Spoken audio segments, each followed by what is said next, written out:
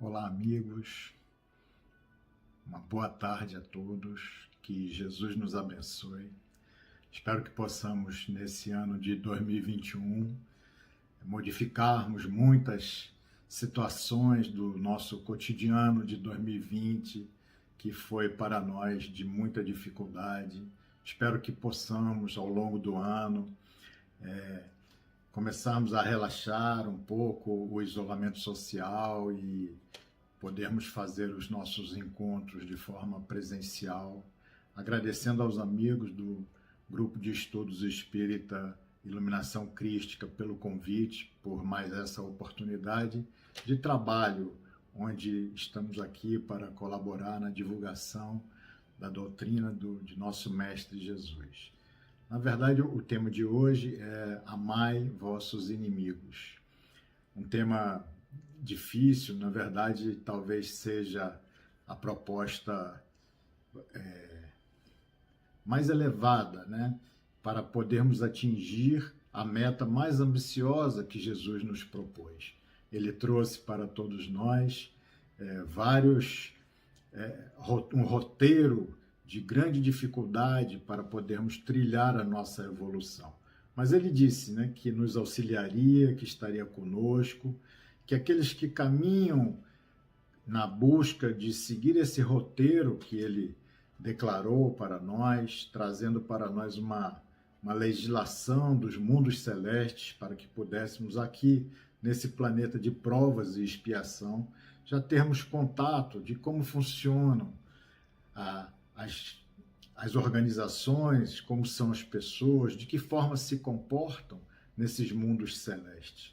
E aí ele traz várias metas menores, mais simples, e metas que vão se ampliando, metas de grande dificuldade, como é essa do amai vossos inimigos. Vamos tentar, ao longo da palestra, falar e compreender a profundidade e de que maneira que nós possamos alcançar algo aproximado, obviamente, de acordo com a lógica que Kardec nos propõe, com a lógica que Emmanuel vem trazer para todos nós. Então, espero que tenhamos alguns minutos de boas reflexões para todos nós, que o mentor espiritual de cada um de vocês possa estar em conjunto, auxiliando-os na reflexão pessoal de cada um.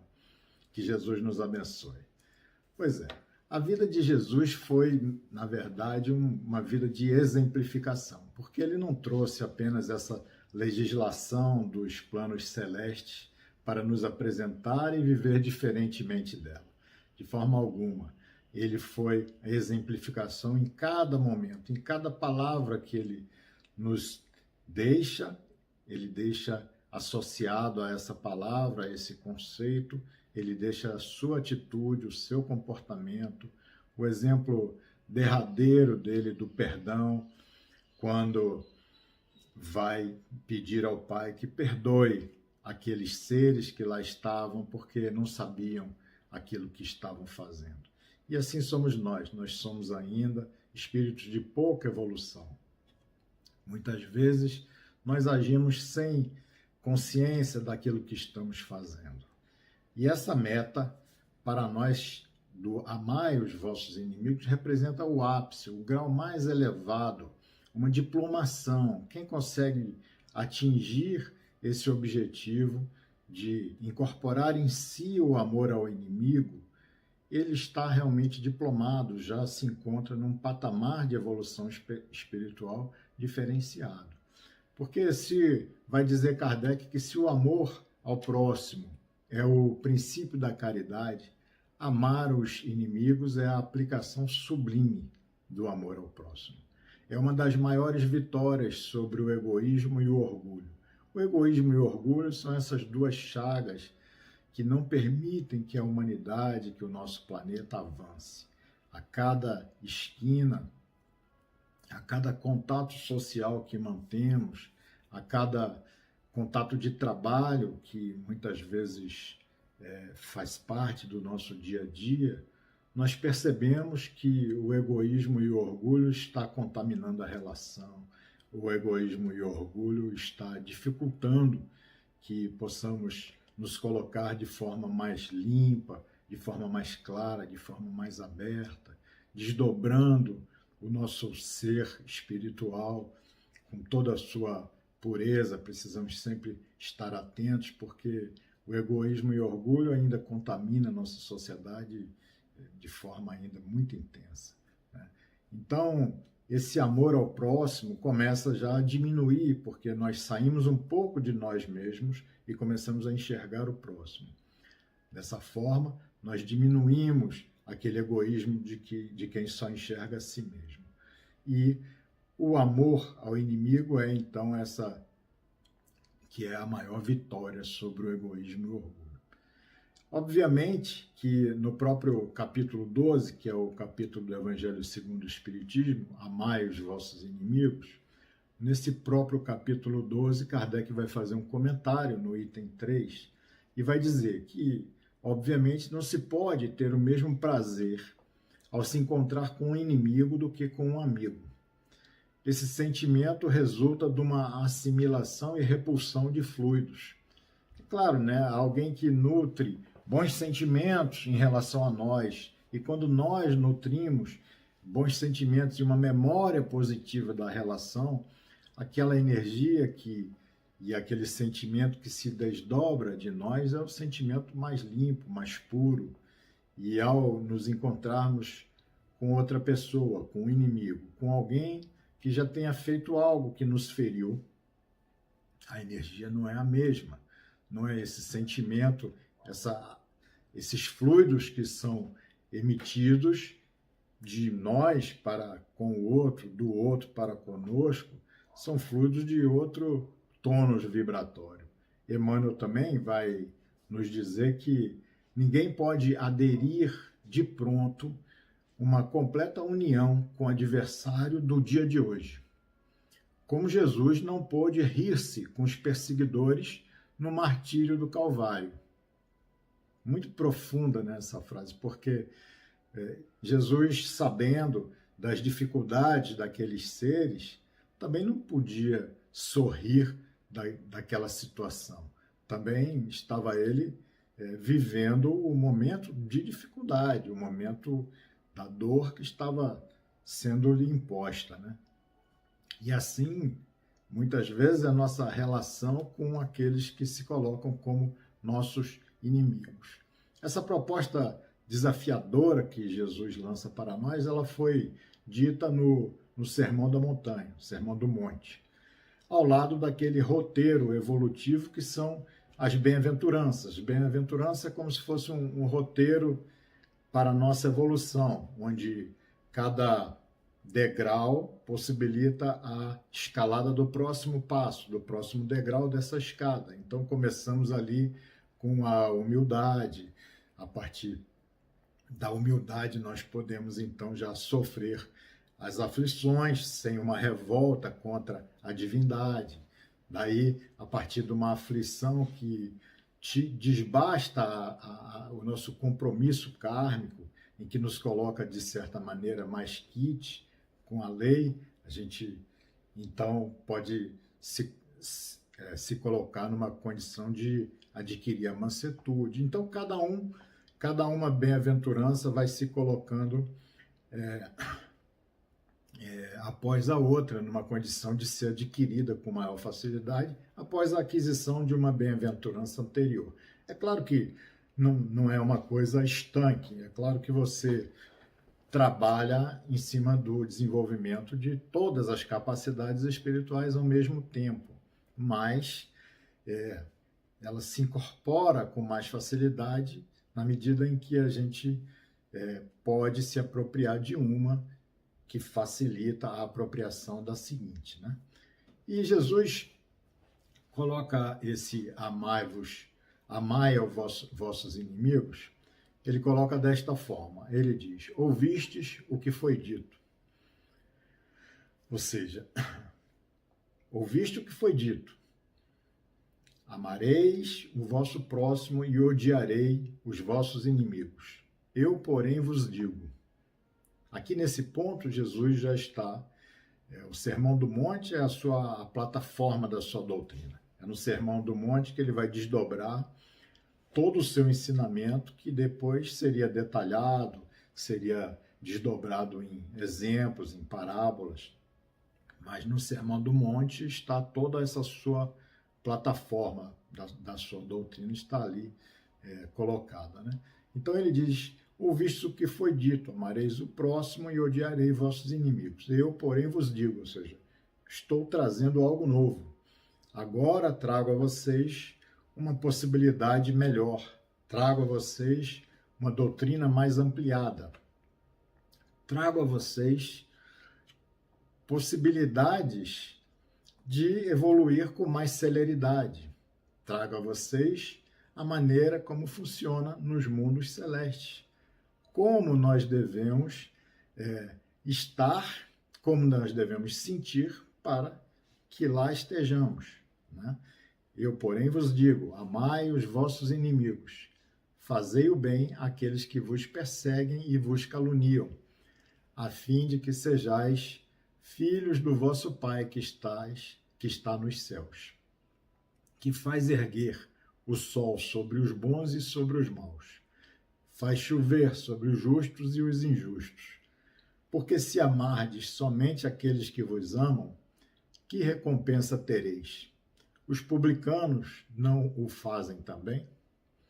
Ou seja, porque é verdade, na verdade, na medida em que a gente se coloca na condição de amar apenas aqueles que nos amam, não é amor, é troca. Estamos trocando, estamos alimentando e sendo alimentados. Não há uma atitude de entrega, de doação. Então, Jesus vai estabelecer esses parâmetros para uma nova era. É a sua doutrina que se inicia, essa nova era a partir de Jesus, que se inicia a partir da sua pregação no mundo, né?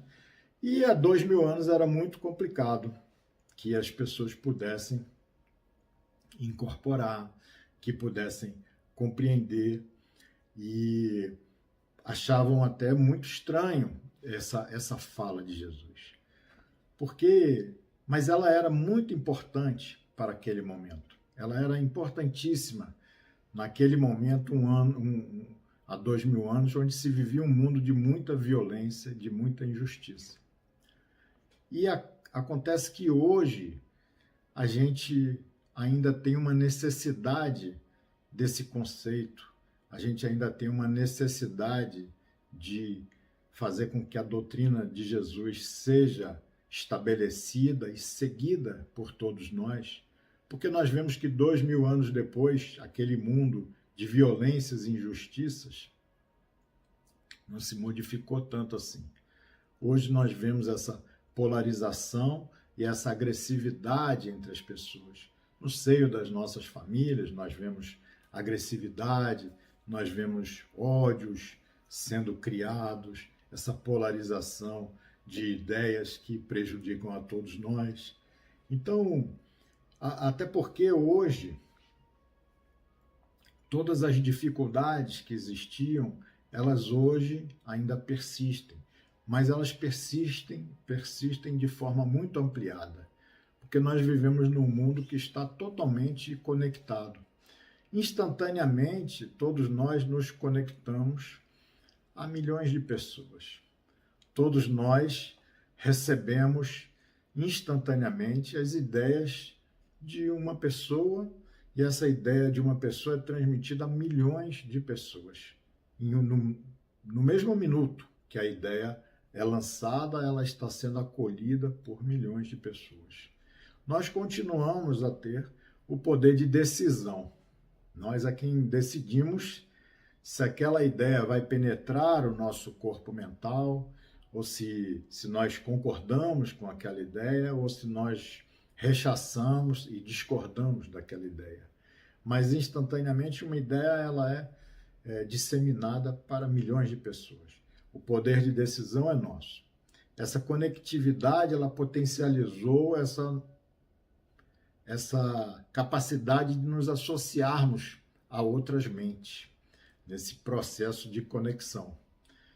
e vamos nos associar às energias ou deletérias do ódio, da agressividade, do preconceito, que são lançadas pelas redes sociais, pelos WhatsApps e pelos Facebooks, por todas essas redes. Ou nós vamos nos associar a essas ideias de ódio, de agressividade, de preconceito, ou então nós vamos rechaçar essas ideias e vamos nos associar às energias e ideias benéficas da paz, da harmonia, da tolerância. É mais ou menos isso que a doutrina espírita, é mais ou menos isso que todos os centros espíritas, a partir do YouTube, do Instagram e de todas essas redes de comunicação, vem fazendo com que não só energias de ódio, de agressividade, de preconceito sejam lançadas, vem equilibrando com a atuação do bem no mundo, né? Fazendo com que aqui hoje estejamos falando dessa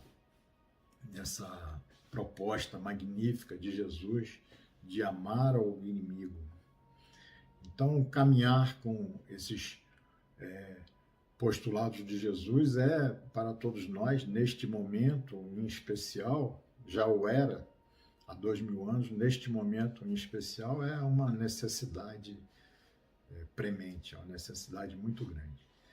E para que a gente esteja defeso, para que a gente possa se defender do erro, do equívoco, da escolha equivocada, da má escolha, da contaminação do mal no dia a dia, não tem nada melhor do que caminhar nesses postulados, caminhar ao lado de Jesus, ao lado da doutrina espírita, de Emmanuel, de André Luiz, de Valdo Franco, Joana de Ângeles, Francisco Xavier, que deixaram para nós só sementes luminosas. Então, na medida em que a gente distribui essas sementes de luz, a gente está, de certa forma, contribuindo para a construção de um mundo melhor, né? O amar aos inimigos, ele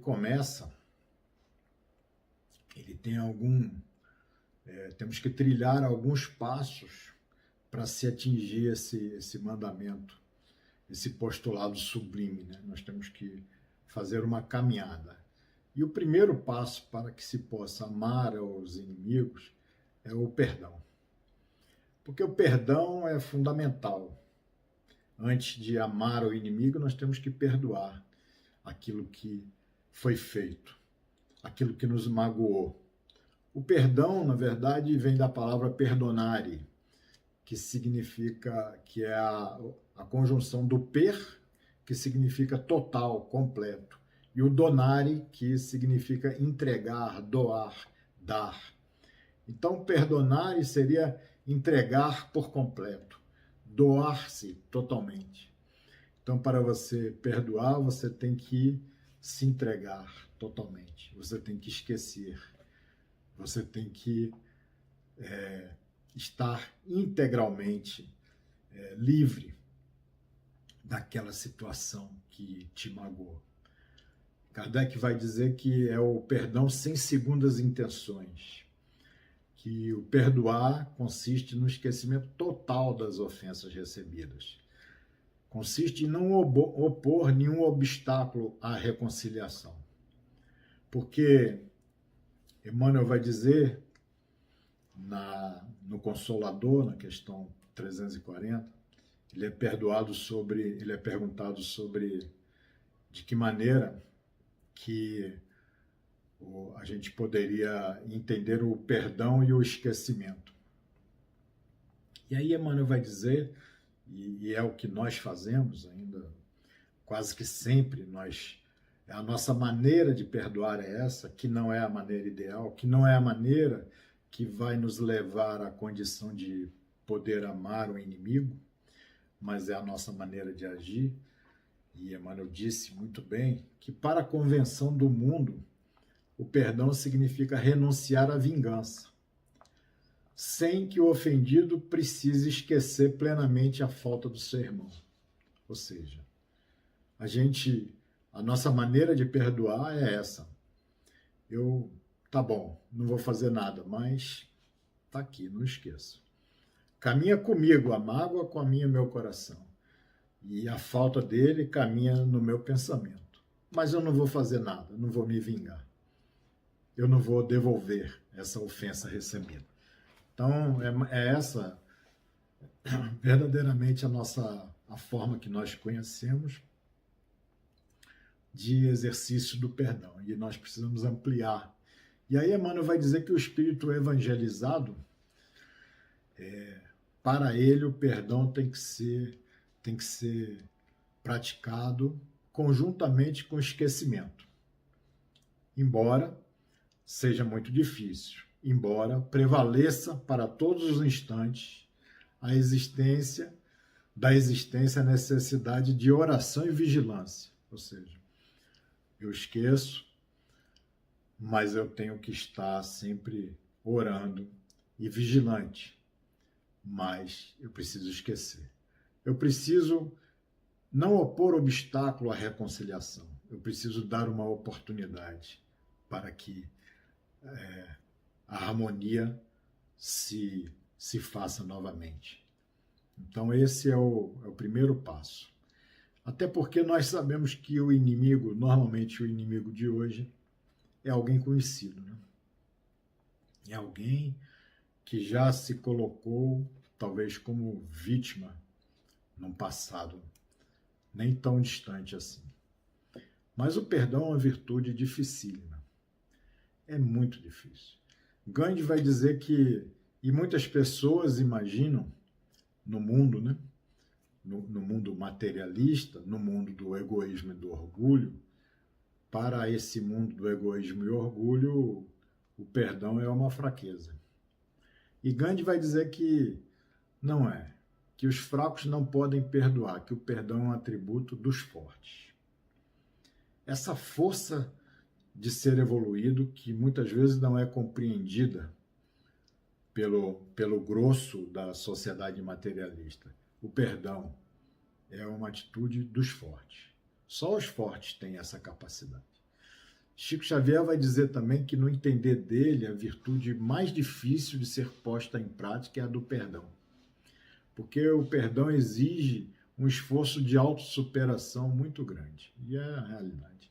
É muito difícil.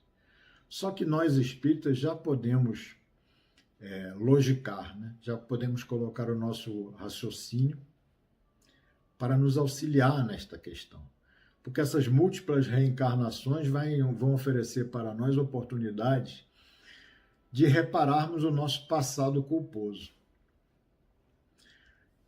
construindo para nós um novo destino.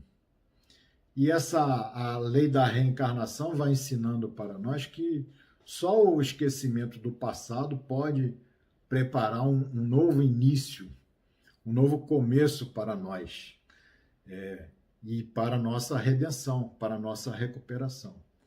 Porque se nos encontramos, ou se nos encontrarmos com um inimigo do passado, mas a nossa psique, a nossa mente, não consegue se libertar, se esquecer daquele fato do pretérito, nós não abrimos espaço para que uma nova relação se constitua.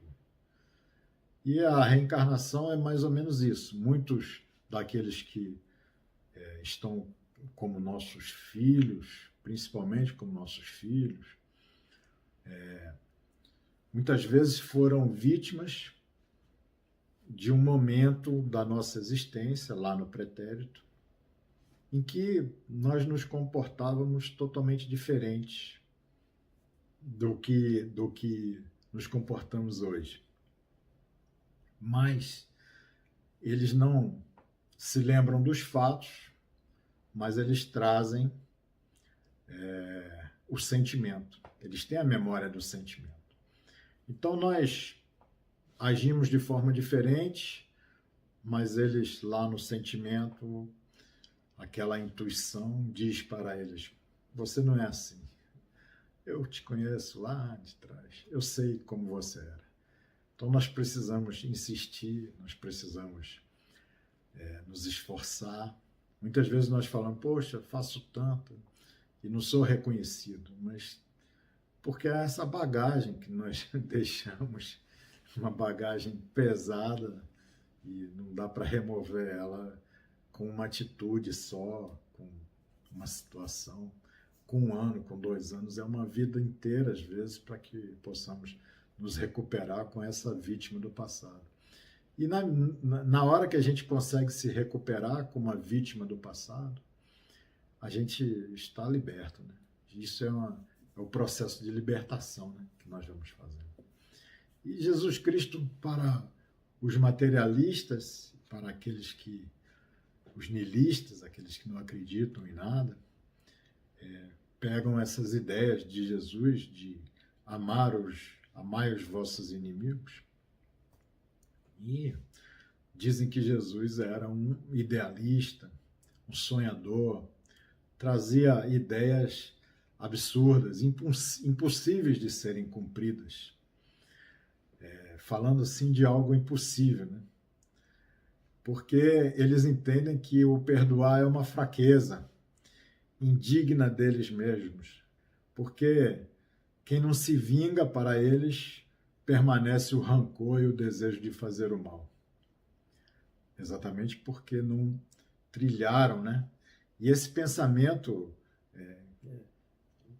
vem sendo o norte, vem sendo a base da estrutura social e da sociedade que nós vivemos, esse pensamento de que perdoar é uma fraqueza e de que precisa responder com força qualquer tipo de ataque recebido, tem que ser proporcional. É até uma lei, uma regra da diplomacia. Os países agem desta maneira, respondendo na mesma altura, com o mesmo tipo de atitude, né?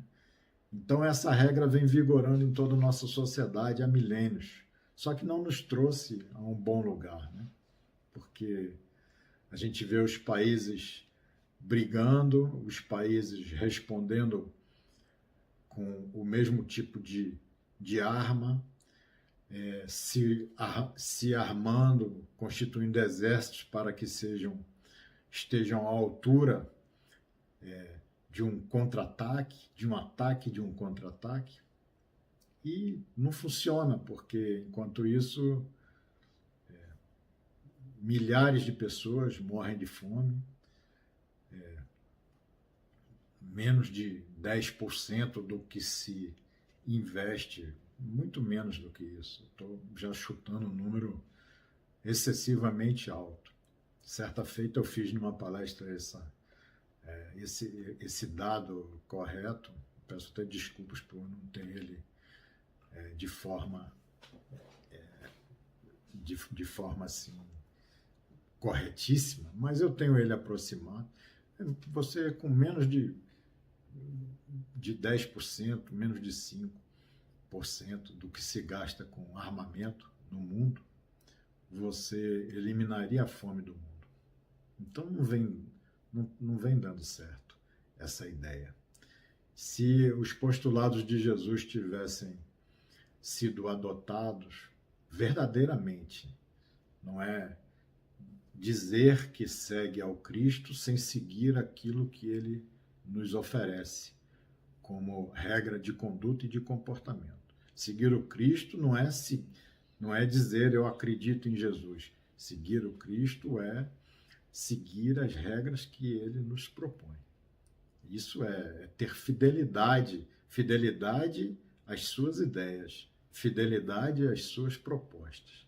Se essa fidelidade realmente existisse, viesse existindo no nosso planeta, nós já teríamos um planeta totalmente transformado. Mas vamos transformando ele aos poucos, né? Porque o Cristo não era um sonhador.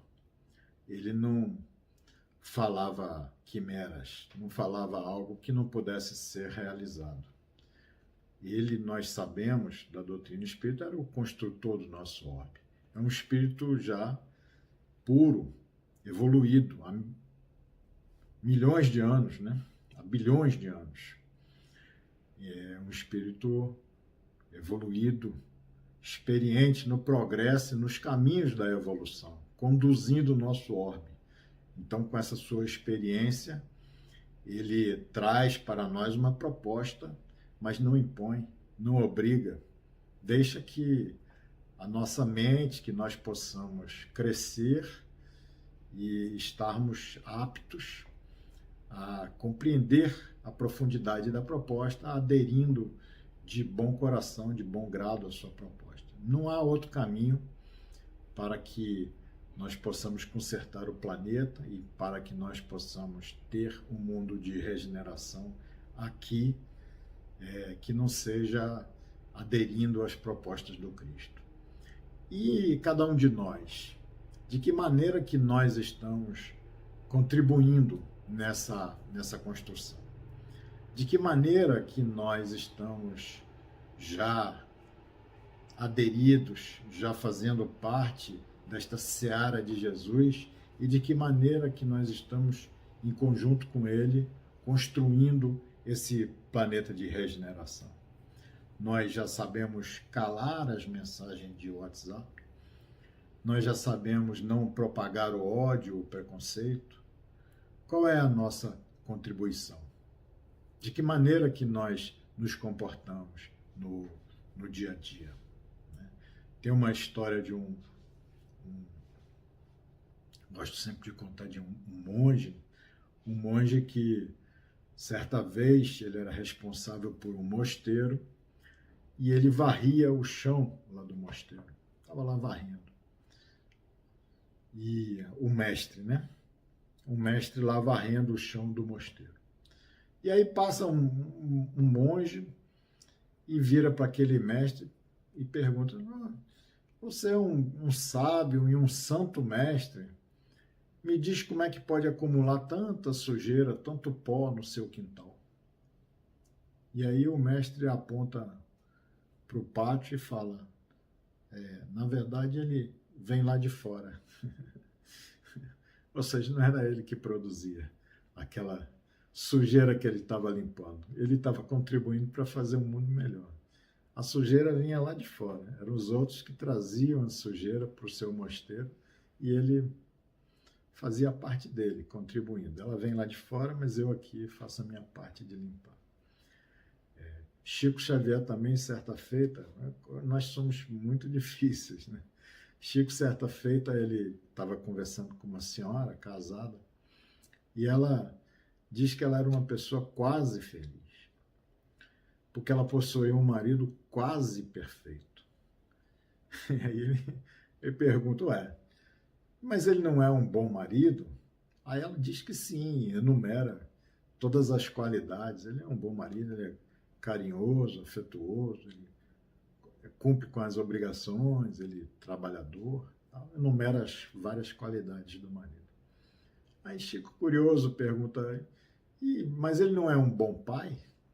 Aí ela: sim, é um excelente pai, enumera também várias qualidades, ele cuida, ele disciplina, mas ele é afetuoso, ele passeia, ele brinca com os filhos, é um excelente pai.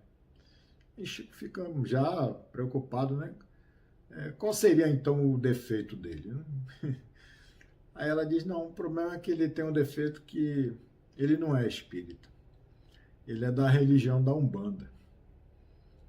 Então a gente quer sempre a perfeição, né?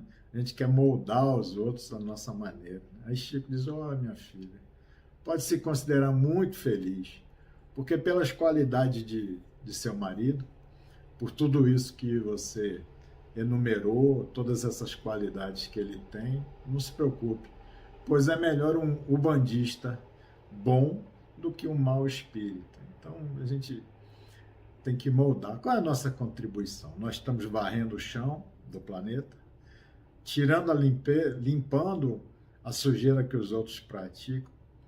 Nós, quando passeamos na beira da praia, nós já sabemos recolher o lixo que não fomos nós que produzimos, para que nós tivéssemos um planeta e um meio ambiente mais de acordo com o planeta de regeneração.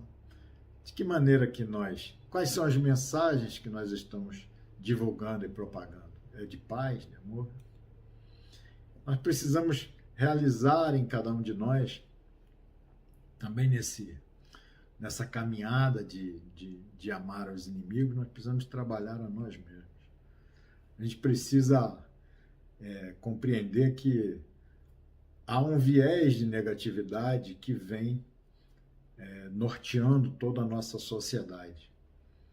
Então a gente, desde lá do passado, quando a gente ainda era caçador, coletor, quando a gente via um acidente, quando alguém sofria algum tipo de acidente, a gente parava para olhar, a gente se identificava e a gente continua ainda hoje mantendo esse padrão desse viés de negatividade. Tudo que é negativo, que é sangue, é guerra, é briga, a gente para, a gente quer ver, a gente quer participar. E os meios de comunicação perseguem a audiência, né? E a audiência representa lucro, então eles vão alimentando esse padrão de negatividade, esse viés de negatividade que está presente em nós, e nós não nos desconectamos dele. E se a gente se desconectasse, se os filmes de violência não tivessem tanta audiência, já a mídia, os meios de comunicação já iam alterando, já iam modificando, já está acontecendo. Mas diminuiriam muito, auxiliando, né? A gente, se parasse de compartilhar mensagens inapropriadas, a gente também deixava de manter esse padrão, de alimentar esse tipo de padrão, né? Porque o psiquismo em desequilíbrio ele é impulsionado pelas ideias, pelas imagens que eles são apresentados. Então, às vezes, a pessoa não está muito bem equilibrada. Quando pega uma imagem de desequilíbrio, aquilo até aumenta o desequilíbrio da pessoa. Aquilo produz o mal, né? Então, todo tipo de comportamento. Lá na colônia Nosso Lar, no livro Nosso Lar, tem uma história interessante que dizem para André que há um compromisso lá de todos os moradores da cidade, os cidadãos de Nosso Lar, de não falar de nada negativo. E porque eles sabem que falar de algo negativo já altera o padrão do ambiente, altera o padrão pessoal também de cada um deles. E aí André Luiz já fala, mas poxa, se eu falar, alguém vai saber que eu estou falando? Alguém vai ouvir? Não, ninguém vai ouvir, mas só para, na hora que olhar para você, já vai perceber a alteração do padrão vibratório em cima daquilo que... Então, a gente está se afogando em informações, a gente está faminto por sabedoria, mas a gente precisa fazer uma seleção daquilo que a gente aceita, daquilo que a gente reproduz, daquilo que passa para frente, né? Para que a gente colabore com essa nossa evolução do planeta, né? Porque uma palavra muda tudo. Eu quero terminar essa palestra daqui a pouco com uma crônica que vai dar essa ideia de que uma palavra pode mudar tudo, pode mudar muita coisa. Na verdade, é sempre assim, o nosso pensamento é aquilo que mais influencia nas nossas atitudes. Então, a gente tem que saber que a responsabilidade é sempre nossa, a responsabilidade por aquilo que pensamos, por aquilo que nós acalentamos, por aquilo que nós aceitamos, trazemos para a nossa mente. Então, nós temos que cuidar do nosso pensamento. Cuidar daquilo que se chama sintonia, né? Porque de acordo com essas coisas que nós falamos e que nós gostamos, nós vamos entrando em sintonia com as criaturas espirituais, com os espíritos que estão ao nosso lado. E sintonia, sim, em grego, significa aproximação. Então, sintonia é exatamente esse processo de aproximação do tom, né? Você se aproximar, né? E então, aproximado psiquicamente, as mentes simpáticas começam a influenciar umas às outras. E aí a gente vai vendo que mentes simpáticas influenciam umas às outras. E hoje, nesse mundo de conectividade, essa influência umas às outras, são milhões e milhões de pessoas se influenciando, por conta de manterem esta sintonia, esse processo de aproximação psíquica. Então a gente precisa trabalhar para que nossa mente, a nossa sintonia se estabeleça com as criaturas nobres. E trabalhar para que a gente não esteja abrigando pensamentos negativos, viciosos, atormentadores, que vão nos aproximar de criaturas de teor espiritual negativo também. Esse processo é muito importante, né? E a gente precisa entender também o nosso inimigo como sendo alguém de quem nós somos grandes devedores. Porque os amigos nem sempre nos proclamam o erro, né? Eles não proclamam as nossas faltas, né? Mas os inimigos, inclusive os inimigos do passado, que reencarnam ao nosso lado, que são críticos, ferozes da nossa existência, qualquer coisa que nós fazemos, eles estão ali vigiando, criticando. Então, eles acabam por se transformarem naqueles que são os nossos quase que instrutores. Não podemos chegar a tanto, mas são sim aqueles que corajosamente nos alertam sobre o erro que praticamos e nos possibilitam, então, fazer a correção, né? Então, a gente tem que interpretar também o inimigo como alguém que está ao nosso lado prestando um serviço, né? E a gente viver de forma menos crítica também com os outros, né? O que a gente está vendo? A pessoa às vezes fala 10 coisas para nós, mas a gente vai se ofender com uma meia palavra. Então, o que a gente está vendo? A gente está se sentindo ofendido, às vezes, por nada. Então, a gente vai ter que aprender a relevar as pequenas indelicadezas e assim a gente vai se preparando espiritualmente para, mais à frente, a gente não sentir as grandes ofensas. A gente está mais fortalecido espiritualmente, né? O Espiritismo vai permitir que a gente, com a doutrina, essa doutrina maravilhosa, vai permitir que a gente possa enxergar o inimigo de uma forma mais ampliada. Porque ninguém se resume num ato, a um equívoco momentâneo, né? Porque ali todo mundo erra. E há ali naquele que errou conosco, como há em nós, um espírito em construção. Um espírito que é amado por Deus e que está também os espíritos superiores, e Deus está investindo tudo naquele espírito. E que ele, a partir deste erro, mais à frente, ele poderá reconhecer o erro e se tornará uma pessoa boa, né? Precisa a gente ter essa compreensão. No Missionários da Luz, Alexandre, que é talvez dos instrutores de André Luiz, o mais sensacional deles, ele vai dizer que a interpretação dele para aqueles que vivem se equivocando na vida é de que são pobrezinhos. Eles têm dificuldade de avançar porque por conta da ignorância que ainda campeia na mente e da fraqueza. Porque para perdoar, para construir em si uma virtude, é preciso ter força.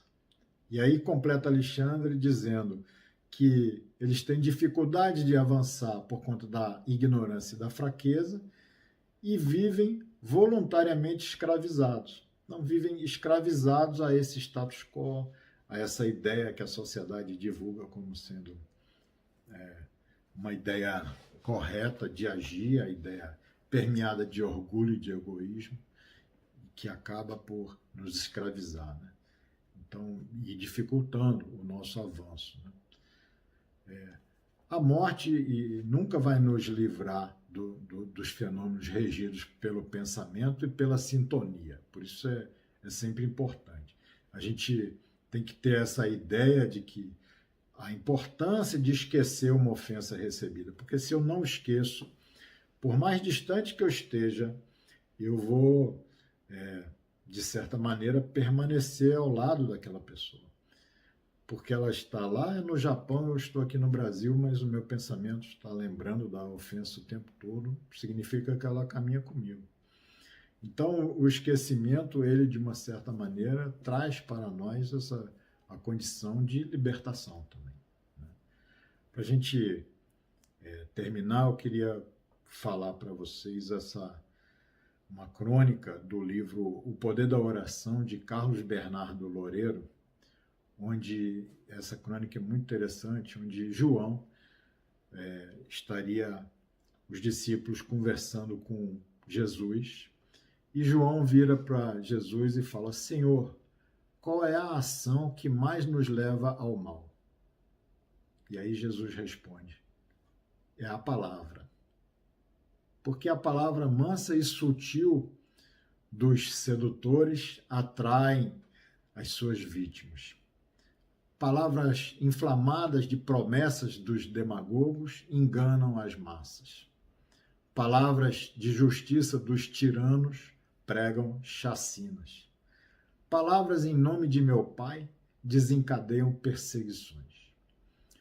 Palavras nos cantos escuros dos caluniadores tecem a trama do ódio. Palavras com blasfêmia fazem com que os mais perversos produzem os crimes. Então a palavra é a ação que mais nos leva ao mal. E aí ele continua. João se tornou curioso e pergunta: Mestre, e qual é a ação que mais nos leva ao bem?